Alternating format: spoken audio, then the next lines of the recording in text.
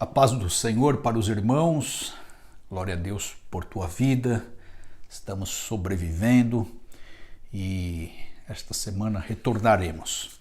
Que possamos orar, interceder para que o nosso retorno seja da melhor forma possível. Então, dia 7, você pode participar do culto de oração, lembrando para você trazer a tua máscara e passar na recepção e borrifar as mãos com o álcool gel e participar conosco do culto de oração. Estaremos este mês intercedendo pelos desviados e desigrejados.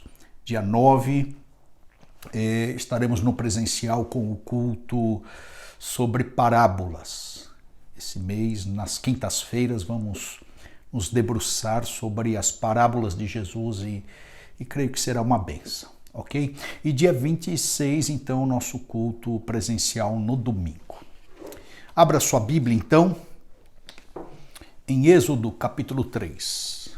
Meu tema é as crises de Moisés. Êxodo capítulo 3. Nós vamos ler do verso 1 ao verso 14. Não esqueça de dar o seu like, acionar o sininho, fazer o seu comentário e participar dos cultos, fazendo nossa propaganda também. Êxodo capítulo 3, verso 1 a 14. Eu vou ler, depois vamos orar e meditar na palavra de Deus. As crises de Moisés. E apacentava Moisés o rebanho de Jetro, seu sogro, sacerdote de Midian, e levou o rebanho atrás do deserto.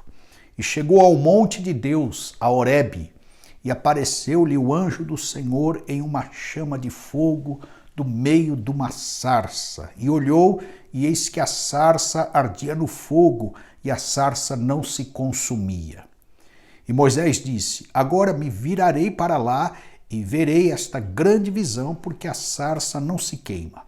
E vendo o Senhor que se virava para ver, bradou Deus a ele no meio da sarça e disse: Moisés, Moisés. Respondeu ele: eis-me aqui. E disse: não te chegues para cá, tira os sapatos de teus pés, porque o lugar em que tu estás é terra santa. Disse mais: eu sou o Deus de teu pai, o Deus de Abraão, o Deus de Isaque, o Deus de Jacó. E Moisés encobriu o seu rosto, porque temeu olhar para Deus. E disse o Senhor: tenho visto atentamente a aflição do meu povo que está no Egito, e tenho ouvido o seu clamor por causa dos seus exatores, porque conheci as suas dores. Portanto, desci para livrá-lo da mão dos egípcios e para fazê-lo subir daquela terra, a uma terra boa e larga, a uma terra que mana leite e mel, ao lugar do cananeu, do eteu e do amorreu e do perezeu e do eveu e do jebuseu. E agora, eis que o clamor dos filhos de Israel é vindo a mim, e também tenho visto a opressão com que os egípcios os oprimem. Vem agora, pois, e eu te enviarei a Faraó para que tires o meu povo, os filhos de Israel, do Egito. Então Moisés disse a Deus: quem sou eu que vá a Faraó e tire do Egito os filhos de Israel? E disse: certamente eu serei contigo, e isto te será por sinal de que eu te enviei. Quando houveres tirado este povo do Egito, servireis a Deus neste monte. Então Moisés disse a Deus: eis que quando eu for aos filhos de Israel e lhes disser: o Deus de vossos pais me enviou a vós, e eles lhe disserem: qual é o seu nome? Que lhe direis? Então disse Deus a Moisés: eu sou o que sou. Disse mais: assim dirás aos filhos de Israel: eu sou, me enviou a vós. Vamos orar. Pai, em nome de Jesus, abençoe nesta noite a tua palavra. Deus, visita o teu povo, derrama o teu poder sobre os teus filhos. Fala conosco, unge as nossas vidas. Visita cada lar, visita a cada família, em nome de Jesus, e opera maravilhas. Abençoe a tua igreja, cada contexto, cada filho teu, salve vidas, abençoe as tarefas, atividades, a agenda da nossa igreja, trabalhe o nosso retorno, visita cada um, supra as necessidades internas, pessoais, íntimas de cada filho teu. Renova, edifica, aviva, liberta, salva, sara, faz a obra completa no nosso meio. Em nome do Senhor Jesus, e opera maravilhas através do teu Espírito. Fala conosco nesta noite, em nome de Jesus, para a tua glória. Amém. Amém. Queridos, Israel estava cativo no Egito, o povo clamava copiosamente por libertação por conta do sofrimento agudo com o braço forte de Faraó. Deus ouvira o choro do povo e se movimenta para libertá-los. E Deus vai até Moisés, conforme lemos lá no Monte Horebe. Moisés estava passando esse período da sua vida no deserto. Aqui se completara 40 anos, desde que ele saíra da corte de Faraó. Estava apacentando as ovelhas do seu sogro Jetro, tinha virado pastor de ovelhas.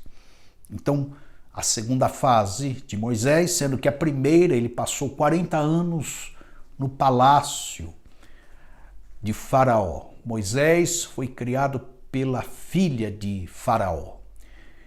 Teria uma herdade, estava na linhagem do reinado, se identificou certa feita com o povo, tentou libertar os seus pares, os hebreus, e acabou matando um homem.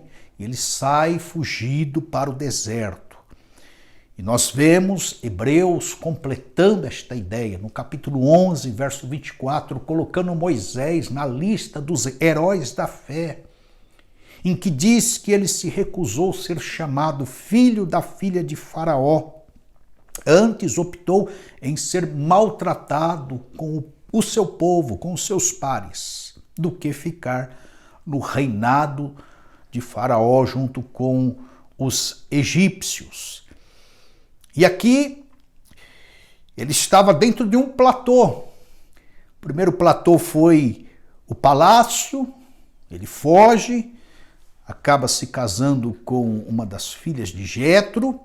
Ele entra no segundo platô por 40 anos e dentro dos platôs da vida, platôs são situações favoráveis, são momentos de controle, são fases de constância, são um estilo de vida totalmente estável. Platô é onde a gente vai se acomodando por conta do conhecido, da segurança, das habilidades que granjeamos. Então não há grandes turbulências frente aos ciclos, aos platôs, às estações das nossas vidas em que a gente tem domínio, em que a gente prospera, em que a gente conhece e se acomoda. Dentro disso há muita destreza, há muita segurança. O problema é quando a gente muda de um platô para o outro, de uma fase para outra. Aí vem uma turbulência. Esta turbulênciazinha se chama a crise. E Deus provoca Moisés para uma mudança de platô, que seria a parte final da sua vida como legislador e como libertador. a última estação de Moisés. Deus o chama, Deus se revela a ele numa teofania, nesse texto que lemos. Deus lhe aparece em meio ao fogo, numa sarça, num arbusto do deserto. Eles entravam em combustão e definhavam. A curiosidade aqui é que houve a combustão nesta sarça por conta do calor e ela não se consumia. Então, Deus usa isso, se manifesta nesta sarça, há um fogo ali, há uma manifestação de Deus e ele ouve Deus através desta teofania. Verso 3, ele ficou intrigado, verei uma grande visão. E a convocação, então, no verso 4, Deus, então, o convoca, falando, Moisés, Moisés. Diz o texto que ele respondeu, eis-me aqui. Pronto. Aqui está estabelecido o convite. Você vai sair dessa fase, você vai para outra. Você vai sair desse platô e você vai entrar num outro estilo de vida. E Deus, então, começa a referenciar quem ele era. Moisés vai se aproximar e Deus fala, não chegues até esse lado, para cá, tira a sandália dos teus pés. Deus está estabelecendo naquela conversa e dando sinais de que ele é santo, que para falar com ele, a pessoa tem que considerar que é profana, que não está à altura de Deus. Tire a sandália dos teus pés, o lugar que estás é terra santa. E aí Deus vai sinalizando a linhagem da fé. Eu sou, vai se identificando, eu sou o Deus de Abraão, de Isaac e Jacó. E Moisés responde na percepção inicial, nessa aproximação a Deus da melhor forma possível. Diz que ele encobre o rosto e teme olhar para Deus. Aí o convite. Verso 10. Vem agora, pois, e eu te enviarei a Faraó para que tires o meu povo do Egito. Pronto. Você vai passar por uma turbulência. Você vai sair desta zona de conforto. Você vai transitar para uma outra fase da tua vida. Momentos assim, as crises se instauram. E vamos ver já no verso 11, a crise inicial sendo manifesta. Então Moisés disse a Deus, quem sou eu que vá a Faraó e tire do Egito os filhos de Israel? Quando nós contemplamos um desafio desses, mudanças, a nossa saída do conhecido para o desconhecido, ficamos com medo, nos sentimos inadequados, impotentes, inseguros. E a gente sai desta dimensão palpável, visível, previsível, segura. Isso dá um frio na barriga. Estou falando isso porque nós passamos 3 meses, estamos passando uma turbulência para entrarmos num outro platô.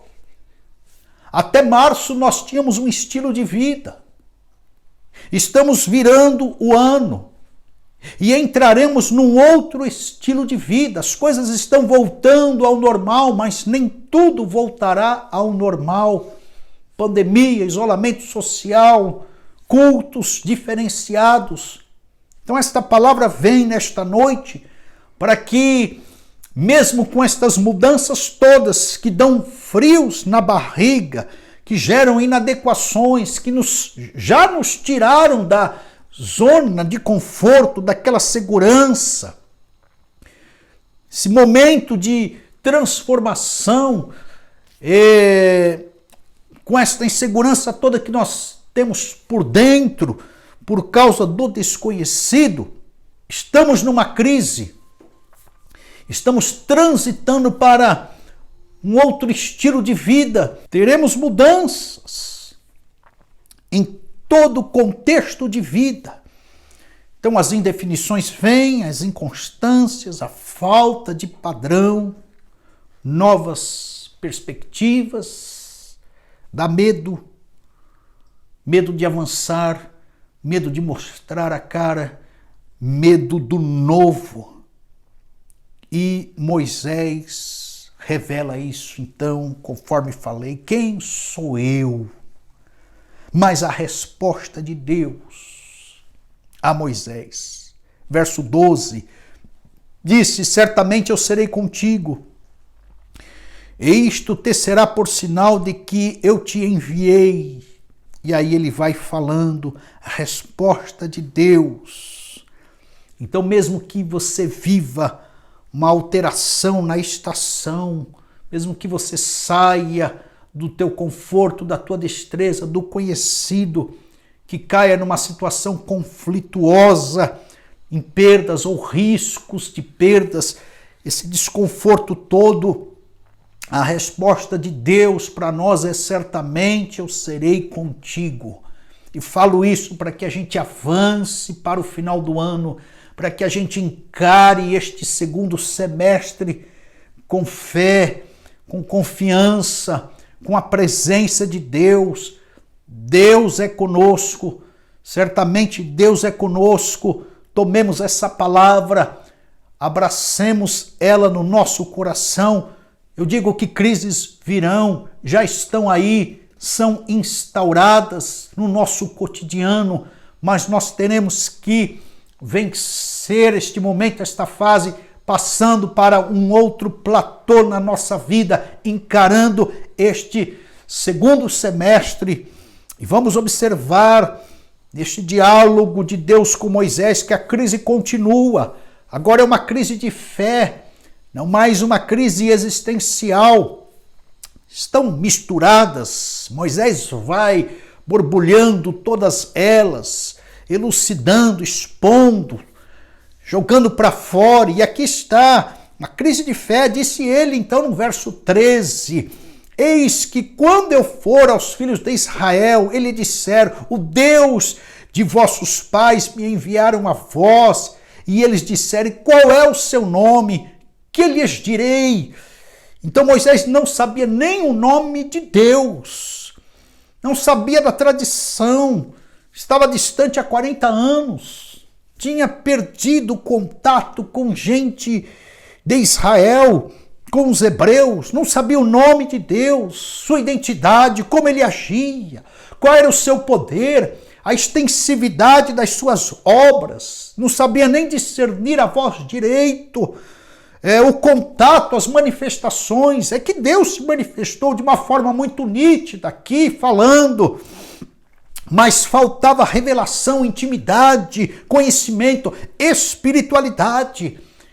E às vezes, nas mudanças de platôs da nossa vida, no momento da crise, neste corte, parece que continua a incredulidade, as dúvidas, o abismo, o indefinido, o mistério, o impessoal, nos sentimos distantes de Deus. A voz de Deus foge, o discernimento se vai, o contato, a fé é diminuída. E as perguntas começam a borbulhar, começam a emergir no coração.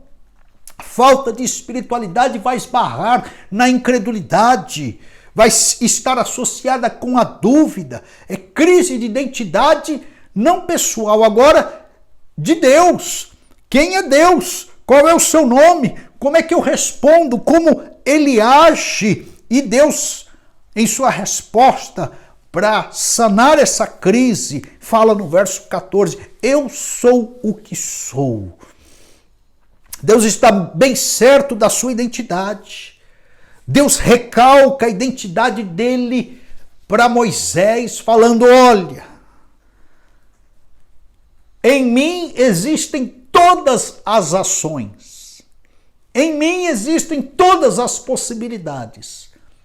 A minha identidade é embasada na sobrenaturalidade. Eu sou o que sou, eu tudo posso. Há um quê de eterno, de autoexistente, de absoluto, de uma pessoa que se revela na sua totalidade, indo além da provisão, indo além da justiça, indo além da cura, indo além do governo, indo além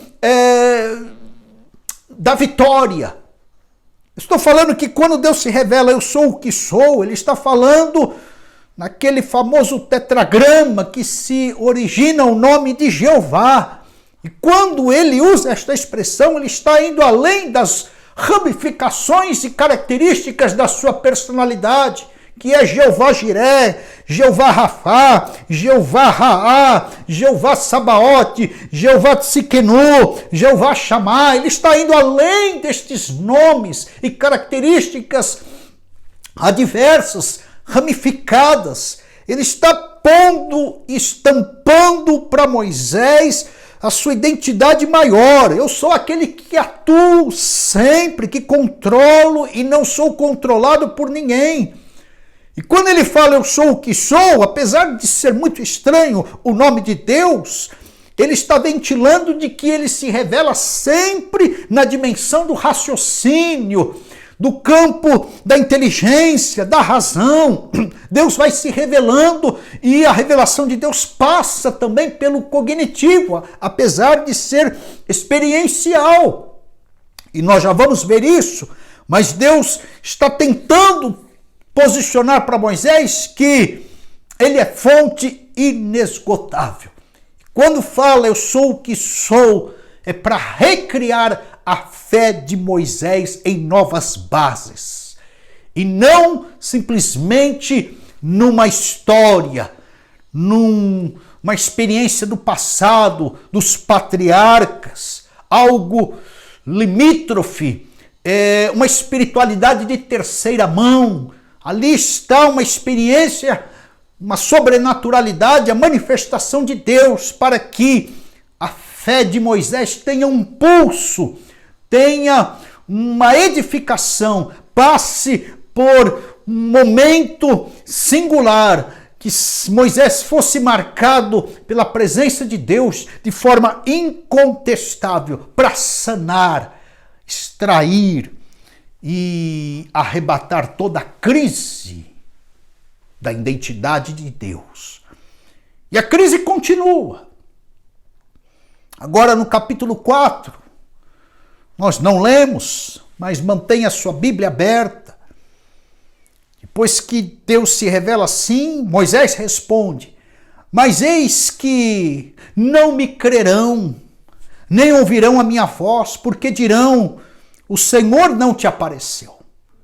Moisés estava com uma crise agora de autoridade, temendo não ser reconhecido. Não tinha credenciais, não tinha credibilidade, não tinha legitimidade, mas mal sabia ele que ele já estava com tudo isso, com credencial, com credibilidade da parte de Deus, e era a pessoa legitimada. Mal sabia ele que ele já estava formado na faculdade de Deus. 40 anos de deserto. A pessoa é graduada na faculdade de Deus. Porque a faculdade de Deus são caminhos diferenciados daqueles propostos pelos homens. E eu estou falando que Deus nos toma pelas mãos e nos leva para ambientes em que Ele forja o nosso caráter à semelhança de si mesmo. Eu estou falando que Deus tem a sua faculdade, é uma faculdade espiritual para que as pessoas façam a sua obra. Estou falando que os caminhos de Deus são diferenciados aos nossos, são mais elevados, são caminhos em que ele tem os seus propósitos, em que ele opera as suas oportunidades, são caminhos até de mistérios, onde nem sempre nós alcançamos o porquê estamos ali ou para que estamos ali. Mas 40 anos de deserto foi a graduação de Moisés, e eu chamo isso de faculdade de Deus. Semelhante a Jacó, que ficou 20 anos trabalhando para Labão. Semelhante a José, no Egito, que ficou 13 anos na prisão. Ali era uma baita faculdade de Deus. Semelhante a Davi, que ficou na unção de Jessé e Samuel até subir ao trono mais 13 anos. Semelhante a Elias, que precisou ficar 3 anos e meio junto ao ribeiro de Carite, bebendo daquela água, sendo alimentado por corvos. São faculdades divinas, faculdades da parte do Senhor. Semelhante a Ezequiel, que vai para o rio Quebar e fica 70 anos num cativeiro. Semelhante a Jesus, que fica 30 anos numa carpintaria, forjando madeira, trabalhando madeira, moldando madeira para depois forjar homens, moldar homens, transformar homens à sua semelhança. Semelhante a Paulo, que ficou 14 anos depois da conversão até ser enviado para a obra missionária.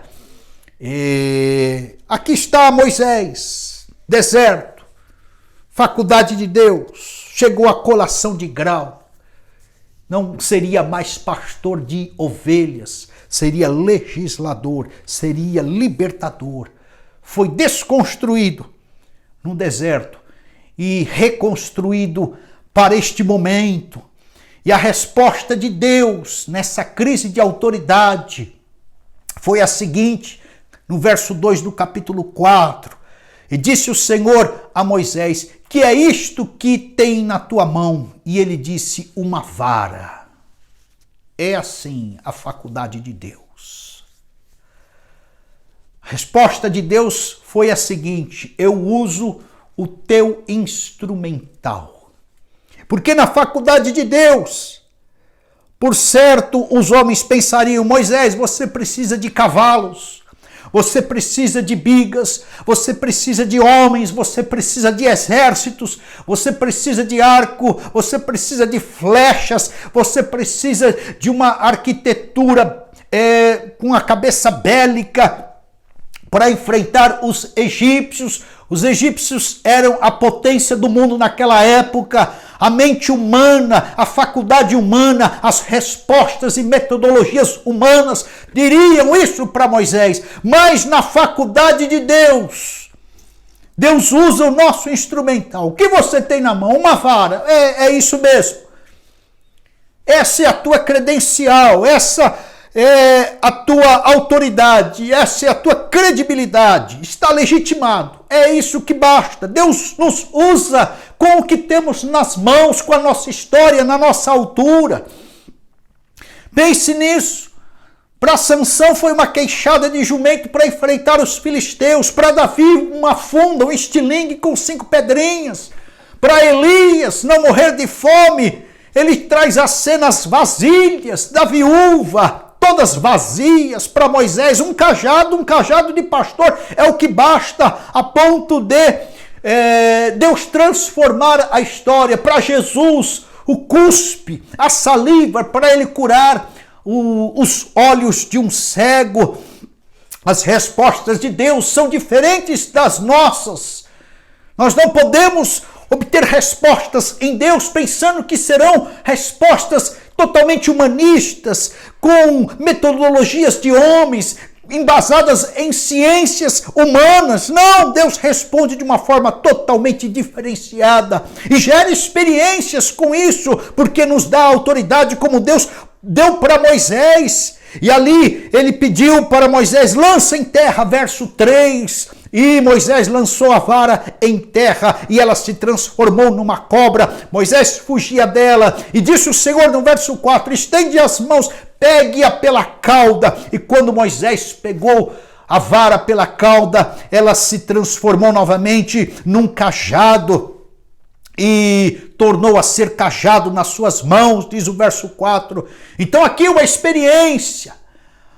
Assim como Deus proporcionou aquela experiência para Davi, enfrentando um leão, depois enfrentando um urso, a ponto de chegar o dia dele enfrentar o gigante. São pequenas experiências, com baixa visibilidade, nos bastidores com Deus, para que a gente mostre a cara em momentos fatídicos, aos quais estaremos dando visibilidade totalmente ao Senhor, e a glorificação será convertida totalmente ao Senhor. Então Deus nos treina em segredo, Deus nos treina no cotidiano, Deus nos treina com baixa visibilidade, no anonimato Deus nos treina. Aqui estão treinos segredados entre Moisés e Deus. E Deus está falando para Moisés o seguinte, neste treino, você dominará sobre a serpente, você comandará suas ações, você exercerá autoridade ao zigue-zaguear de serpentes, você vencerá situações totalmente venenosas, você estará suplantando os perigos, e aquilo que estiver te dando medo, você não fugirá, você enfrentará. Então são experiências nítidas da parte de Deus, transformando vara em serpente. Ou seja, o que Deus estava falando, o que você está vivendo não é uma ilusão, não é um momento mágico, mas um sentido totalmente palpável, para gerar confiança no sensorial, nas faculdades do ponto de vista humano, para que frente a Faraó ele não estivesse retrocedendo. E a segunda experiência aqui, depois de recalcar o instrumental de Moisés, foi no verso 6. Põe a tua mão no teu seio. E ele colocou, diz aqui o texto bíblico falando que quando ele tirou, a mão estava branca como a neve. E o verso 7, tornou a pôr a mão no seu seio, e quando tirou, ela estava totalmente restaurada. Ou seja, eu estou te dando autoridade, e eu estou te dando poder. Então, uma coisa é ter experiência com a vara, algo que não está em você, um objeto inanimado. Outra coisa é ter experiência com a própria vida, na própria pele. A lepra esbranquiçada era da pior categoria da época, dizem os comentaristas. E Deus estava falando que ele tinha poder de curar o incurável. Lepra na época era incurável, era um sinal totalmente maligno. As pessoas ficavam vendidas a essa doença na época, era o terror.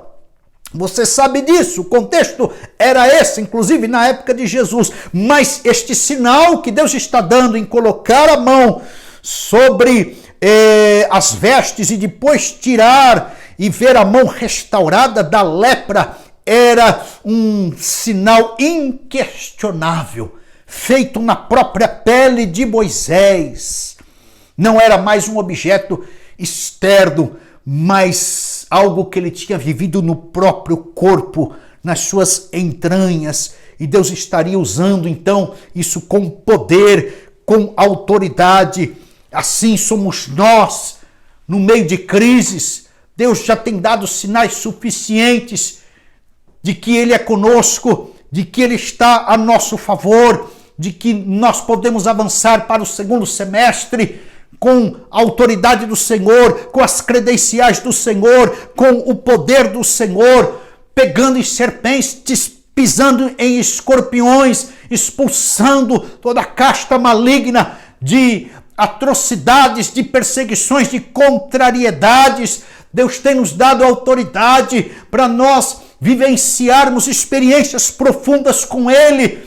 Não arrefeça a fé, não retroceda, não duvide das possibilidades no Senhor, não mergulhe cada vez mais na crise, pelo contrário, saia dela, tenha a destreza de recriar coisas a partir do poder de Deus e de se recriar, de se restaurar a partir da visitação do Senhor. Muito bem, e a última crise é crise ministerial. Diz o verso 10, que disse Moisés ao Senhor: ah, meu Senhor, eu não sou homem eloquente, nem de ontem, nem de anteontem, nem ainda desde que tem falado ao teu servo, porque sou pesado de boca e pesado de língua. A pessoa em crise, ela apela para os seus próprios defeitos. Ela se enche de desculpa. Ela gera inadequação em todos os lados. Esses defeitos tomam proporções elevadas.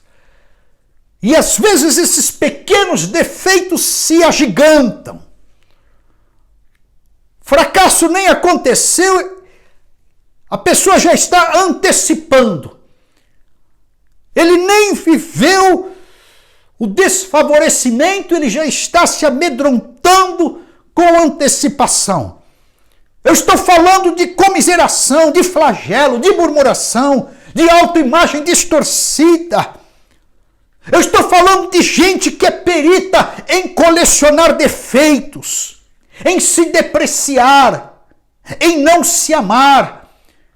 Gente que atrofia a vida. Gente que se barra, gente que, por conta das crises existenciais, doenças, mortes, perdas, desempregos, aposentadorias, mudanças, violências, enfim, mudanças de papéis, falências, já cai em depressão, em angústia, em melancolias, em ansiedades, em estresse. Se afundam ainda mais nos seus defeitos, nas suas apatias, nos seus isolamentos, aumentando cada vez mais as culpas, potencializando o medo, criando mais rotas de fuga, fugas da realidade. Gente que ama ficar paralisada na zona de conforto.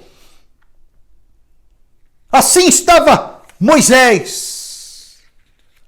Estava projetando isso para a obra de Deus. Se dependesse de alguns, a gente não voltaria mais. Se dependesse de alguns, a igreja nunca mais abriria. Se dependesse de alguns, a gente não faria nada aqui na igreja. Não melhoraria em nada. Se dependesse de alguns, a coisa não avançaria. Eu quero dizer que todos nós dependemos de Deus. E se está acontecendo algo a mais aqui e ali, é porque Deus está operando. E Deus ainda continua governando sobre tudo e todos. Nós temos grandes motivos para estacionarmos nas nossas zonas de conforto. Nós temos grandes explicações para Deus, para não fazermos nada para Deus. Nós temos discursos repletos de desculpas. Nós temos uma têmpera, uma identidade bem inadequada para a gente esfregar na cara de Deus. Nós temos. Como temos? Somos peritos em absorver esse caráter de Moisés. Falando, Senhor, eu não sou homem eloquente, eu não consigo, eu não posso. Eu ouço isso há 30 anos na igreja. Gente que quando a gente convida para fazer algo, ele fala, manda o outro. Professora que a gente convida, olha, tem criança precisando da tua ajuda, ela fala, mande a outra. Obreiro que a gente fala, faça isso, faça aquilo, eu não estou preparado. Eu ouço isso há 30 anos. E ouço isso de mim mesmo. Porque eu nem sei porque eu estou aqui. Porque eu sei quem eu sou. Tímido, inadequado. Estou falando aqui que eu sou um baita do Moisés. Envergonhado. Não gosto de aparecer, gosto de ficar sozinho. Gosto de uma zona de conforto, de um platô. Gosto somente de situações em que eu tenha conhecimento, em que eu tenha destreza. Gero fugas quando tenho e sou desafiado para novos platôs. Eu sei o que Moisés falou, porque eu já falei, mande outro no meu lugar, já falei para Deus, já falei para superiores, já falei para pastores que me convocaram, que me desafiaram, já falei para Deus, não, Deus, eu não consigo, eu sou tímido, eu sou envergonhado, eu não tenho conhecimento bíblico, isso e aquilo outro, mas graças a Deus que Deus não nos respeita. Graças a Deus. Eu quero então falar que para avançarmos como igreja neste segundo semestre, retornando ao presencial, nós teremos que vencer a crise ministerial. E eu não vou crer que vai ser um vírus invisível que vai barrar o avanço da igreja na nossa igreja. Porque há um ser também invisível, a saber, Jeová, que tem poder de suplantar, de aniquilar, de sucumbir, de esfarelar todo vírus, toda contaminação, toda doença, toda enfermidade, toda mortandade aqui neste solo, deste endereço. É briga de invisíveis. Que comece o combate. Mas fique do lado certo, meu irmão. Não potencialize um vírus acima de Deus. Coloque o bem abaixo. Não potencialize a tua inadequação acima de Deus. Coloque-a bem abaixo.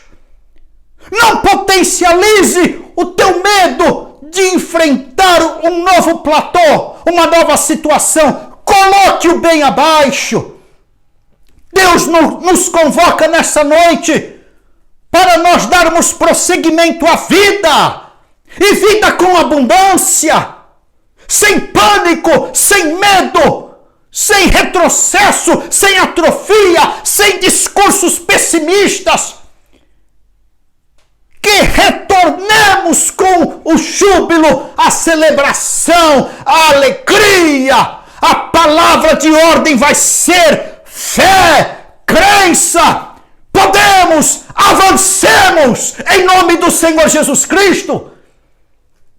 Esta igreja que Deus nos convoca nessa virada de agenda, nesta virada de ano para o segundo semestre, que caiam por terra as crises criadas pelo Estado, pela OMS, pelo governo de São Paulo, pela prefeitura, pelos parentes que nos colocam pânico, que caiam por terra estas crises humanas. Venha com fé, venha com coragem, venha com vontade, com saudade, venha com têmpera de cultuar a Deus, de se relacionar com Deus.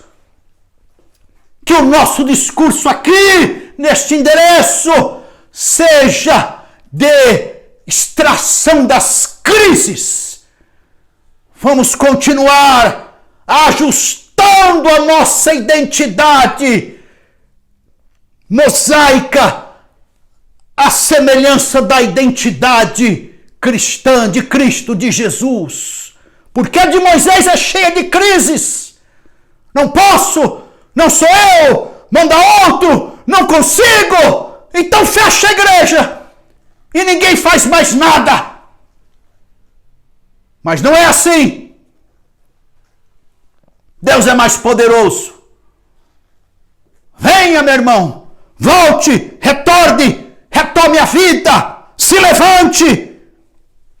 Deixe de lado esse discurso pessimista, derrotista, amedrontador. Com todo cuidado, claro, não estou aqui bancando o irresponsável. O que eu estou fazendo, falando, crendo, pregando é que a gente não pode parar a vida por conta das atrocidades da vida, por conta dos sofrimentos existenciais, por conta das pressões e ameaças. Não podemos parar a vida. A vida continua. E Deus quer gente assim. Homens que se envolvam e olhem para além de si, que tenham visão celestial. Se a gente ficar com visão rasteira, a Rede Globo derruba a gente. Se a gente ficar com visão atrofiada, está aí, o governo paralisa todo mundo. Tenha visão além de si mesmo. Experimente ver o Senhor num alto e sublime trono assentado. Experimente transcender além do imediato, temporal, do espaço. Olhar além dos desafios terrenos, terrestres. Olhar além da conta bancária, além dos boletos. Experimente. Ouse, enxergue a onipotência do Altíssimo. Por quê? Porque ficar parado, atrofiado nas limitações da vida, nós já estamos debaixo de pressão, de coação, de fronteiras, de julgamentos, de ministradores da incredulidade. Já estamos debaixo de muito discurso, do pânico, de morte, de pessimismo. Não se acomode nesses discursos que são plantados nos dias de hoje. Eleve os teus olhos para os montes, é daí que nos vem o socorro. Então enxergue além de si. Nossa saída está ainda no campo espiritual. Entregue-se a Deus, as manifestações de Deus, as possibilidades dele. Ele tem experiências gloriosas a nos dar, há uma grandeza, há uma causa a abraçar. Não retrocedamos, porque a resposta de Deus, no verso 11 para Moisés foi: Moisés, quem fez a boca? Quem fez o mudo, o surdo, o que vê, o cego? Deus está falando: eu fiz todas as coisas. Então não se apoie em você que é gago. Se apoie em mim. Verso 12, agora pois, eu serei com a tua boca e te ensinarei o que has de falar.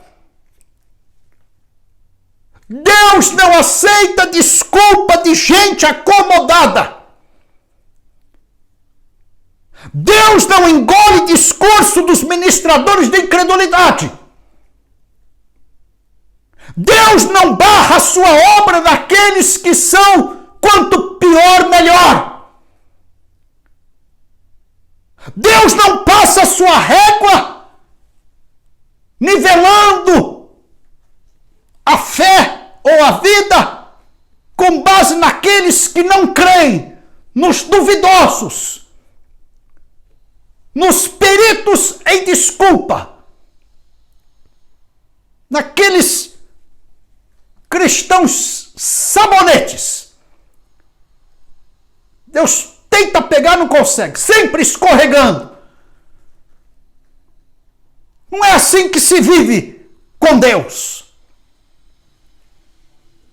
Quero dizer que Deus pega, porque para Deus a resposta dele para Moisés foi essa: oh, vem cá, Moisés, não tem plano B. É isso, meu irmão, minha irmã, não tem plano B. É você. Deus te escolheu, Deus me escolheu e a gente vai fazer a obra. Com vergonha, com timidez, com pouco dinheiro, com pouca mão de obra, com muita... Deus vai nos capacitar. E, aliás, esperar as condições serem todas favoráveis para a gente fazer a obra de Deus, responder a Deus, ninguém faz nada. Por isso que Deus, já sabendo disso, fala, não tem plano B. É você mesmo. A gente sai dessa crise por fórceps. Ou a gente sai, ou a gente sai. E a gente volta para um platô de rotina para avançar até o final do ano e rasgar 2021 no peito e levar esse negócio para frente chamado vida até o arrebatamento da igreja. Até Deus nos arrebatar individualmente. Cesse aí, meu irmão, a tua desculpa diante de Deus. É você mesmo. Deus vai te usar. E olha, quero dizer, crente sabonete na mão de Deus cai no beco sem saída dele. Deus vai te pegar, meu irmão. Não tem desculpa. É você mesmo. Envia outro, não sou eu, é assim, assado e tal. Olha, diz o verso 14 que se acendeu a ira do Senhor contra Moisés. É, meu irmão, por isso que a gente está aqui. Deus falou, olha, não tem Arão, é teu irmão, ele tem aí a linguagem mais favorável, a língua destravada, eu vou usar ele, eu vou falar com você, você fala para ele fala para o povo. Eu vou colocar pares ao teu lado para você dar prosseguimento na obra. Que não pode é parar para o anticristo tomar conta de forma antecipada.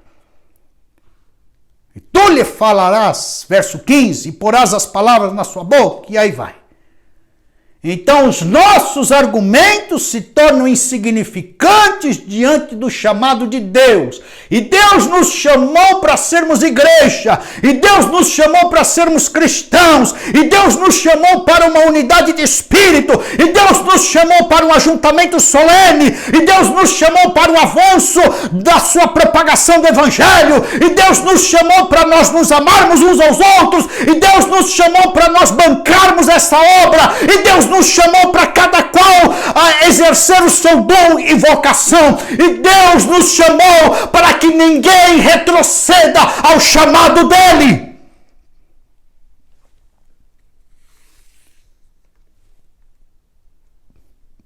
Vença a crise, meu irmão.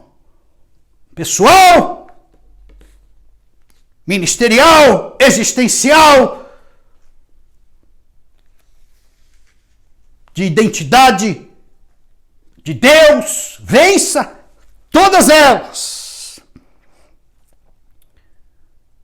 O momento já é ruim. E eu quero dizer que nós vamos avançar. Com meia dúzia, com 2, 3, com 60, com 120, não importa. Meu negócio não é quantidade. O meu negócio, o teu negócio é fidelidade. Nosso negócio não é dar desculpas a Deus. Nosso negócio é obedecer a Deus. Meu negócio, o teu negócio não é ficar tomando conta da vida do outro. Nosso negócio é temer ao Senhor e fazer a nossa parte. Faça a tua parte, meu irmão. Deus é contigo.